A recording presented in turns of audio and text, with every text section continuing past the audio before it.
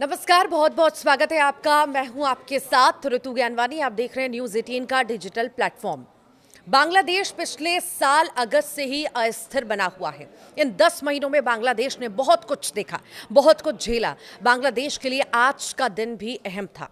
ढाका की सड़कों पर नाराजगी का शोर है, सैन्य ठिकानों में बेचैनी है और अंतर्राष्ट्रीय मंचों पर बांग्लादेश की छवि दांव पर लगी थी। अंतरिम सरकार के प्रमुख मोहम्मद यूनुस जमात-ए-इस्लामी और बीएनपी नेताओं से मुलाकात के बाद ये करीब करीब साफ हो गया कि यूनुस अभी इस्तीफा नहीं देने वाले हैं और अभी बांग्लादेश को वही संभालेंगे। इस बातचीत के राजनीतिक उथल-पुथल की संभावना पर फिलहाल रोक लग गई है। 84 साल के नोबेल शांति पुरस्कार विजेता मोहम्मद यूनुस, जो चुनाव होने तक कार्यवाहक सरकार के मुख्य सलाहकार के रूप में नेतृत्व कर रहे हैं, उन्होंने सत्ता के लिए संघर्ष कर रहे प्रतिद्वंदी राजनीतिक दलों से उन्हें अपना पूरा समर्थन देने का आह्वान किया है।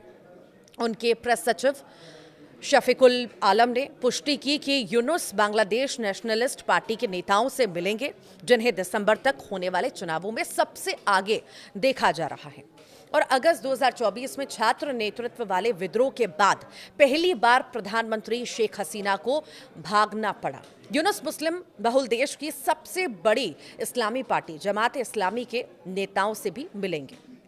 यूनुस दबाव की रणनीति का उपयोग करके जो है सत्ता में बने रहने की कोशिश भी कर रहे हैं। उनके समर्थक राष्ट्रव्यापी चुनावों के खिलाफ रैली भी कर रहे हैं। राजधानी ढाका में पोस्टर लगाए गए हैं, जिनमें पहले सुधार, बाद में चुनाव और 5 साल तक यूनुस को सत्ता में बनाए रखने की मांग की गई है। नोबेल पुरस्कार विजेता को पिछले साल शेख हसीना के सत्ता से बाहर होने के बाद बनी अंतरिम सरकार का मुख्य सलाहकार नियुक्त किया गया था। यह अस्थायी व्यवस्था चुनावों तक चलने वाली थी, लेकिन आलोचकों का दावा है कि अब वो चुनावों का सामना किए बिना सत्ता में बने रहने की कोशिश कर रहे हैं। यूनुस ने बार बार चुनावों की घोषणा करने से परहेज किया और कथित तौर पर प्रस्तावित रोहिंग्या कॉरिडोर पर राजनीतिक और सैन्य प्रतिरोध के बीच इस्तीफे की धमकी दी है, जिसके बारे में उनके आलोचकों का दावा है कि इसे नियुक्त राज्य अमेरिका का समर्थन जो है, संयुक्त राज्य का समर्थन जो है प्राप्त है। इससे देश के राजनीतिक परिदृश्य में उथल-पुथल मच गई। उनके समर्थकों ने आज ढाका में मार्च फॉर यूनुस नामक एक रैली की योजना भी बनाई थी। ये पूरा घटनाक्रम यूनुस की नाहिद इस्लाम से मुलाकात के बाद हुआ है, जो अब नेशनल सिटीजन्स पार्टी के प्रमुख हैं और अंतरिम सरकार का हिस्सा रहे हैं और पिछले साल विरोध प्रदर्शनों का चेहरा रहे हैं। यूनुस के आलोचकों का तर्क है कि वो अब इस्लामी कट्टरपंथियों की मदद से अपने प्रवास को बढ़ाने की कोशिश कर रहे हैं, जो छात्रों के आंदोलन का इस्तेमाल एक प्रॉक्सी के रूप में कर रहे हैं। स्थानीय मीडिया ने यूनुस की इस्तीफे की धमकी का कारण बांग्लादेश में रोहिंग्या कॉरिडोर बनाने की उनकी योजना का कड़ा विरोध जताया है। आलोचकों का दावा है कि कॉरिडोर के विचार को अमेरिका का समर्थन प्राप्त है और संयुक्त राष्ट्र इसका नेतृत्व कर रहा है। लेकिन बांग्लादेश की सेना का कहना है कि देश की क्षेत्रीय अखंडता और संप्रभुता से जुड़े मुद्दों पर केवल जनता के जनादेश वाली निर्वाचित सरकार ही निर्णय ले सकती है। सेना प्रमुख जनरल वकरुज्जमान ने सेना के अधिकारियों के साथ बातचीत के दौरान इस विचार का मजाक उड़ाया और इसे खूनी कॉरिडोर करार दे दिया। सूत्रों का कहना है कि रोहिंग्या कॉरिडोर पर मतभेदों के कारण बांग्लादेश के विदेश सचिव को इस सप्ताह के शुरू में इस्तीफा देना पड़ा था। इससे पता चलता है कि यूनुस अब खुद को घिरा हुआ पा रहे हैं और उन पर आरोप लग रहे हैं कि वे विदेशी खिलाड़ियों के इशारे पर काम कर रहे हैं। यूनुस सेना असंतुलन सेना द्वारा चुनावों के लिए किए जा रहे जोरदार दबाव से उभरता है। सेना प्रमुख ने कहा है कि दिसंबर तक मतदान हो जाना चाहिए, जिससे यूसुफ के लिए सत्ता में बने रहना मुश्किल हो जाएगा।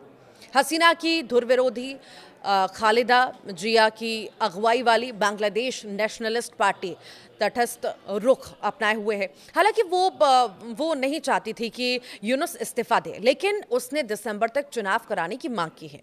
उसका तर्क है कि अंतरिम सरकार का काम चुनाव होने तक अस्थायी रूप से शासन करना है। हालात अब ऐसे मोड़ पर पहुंच गए हैं कि जहां यूनुस खुद को राजनीतिक बंधक जैसा महसूस कर रहे हैं। बीएनपी ने ढाका में हजारों समर्थकों के साथ प्रदर्शन कर स्पष्ट चुनाव शेड्यूल की मांग की है, तो वहीं एनसीपी जो 2024 के छात्र आंदोलन से निकली पार्टी है, यूनुस की टीम पर पक्षपात का आरोप लगा चुकी है। धार्मिक दलों का गुस्सा भी कम नहीं है। जमात इस्लामी पर लगे प्रतिबंध को हटाने के फैसले ने मुस्लिम हिंदू समुदायों में तनाव बढ़ा दिया है। आपको बता दें कि बांग्लादेश की सेना ने भी 21 मई को चेतावनी दी थी कि यदि दिसंबर तक चुनाव नहीं कराए गए तो वे खुद हस्तक्षेप कर सकते हैं। सेना प्रमुख जनरल वकर उस जमान ने यूनुस के विदेश नीति विकल्पों, खासतौर से म्यांमार के रखाइन क्षेत्रों को लेकर दिए गए प्रस्ताव पर भी आपत्ति जताई थी। यूनुस इस्तीफा देते तो सबसे बड़ा संकट नेतृत्व का होता। बांग्लादेश की अंतरिम सत्ता कौन संभालेगा और क्या नया नेतृत्व सभी गुटों को साथ ला पाएगा? तो वहीं अब यूनुस बने रहेंगे तो उन्हें विपक्ष, सेना और आम जनता सभी की अपेक्षाओं को संतुलित करना होगा। बीएनपी और एनसीपी जैसे दल मानते हैं कि अब उनका बने रहना बांग्लादेश के लोकतांत्रिक भविष्य के लिए नुकसानदेह हो सकता है।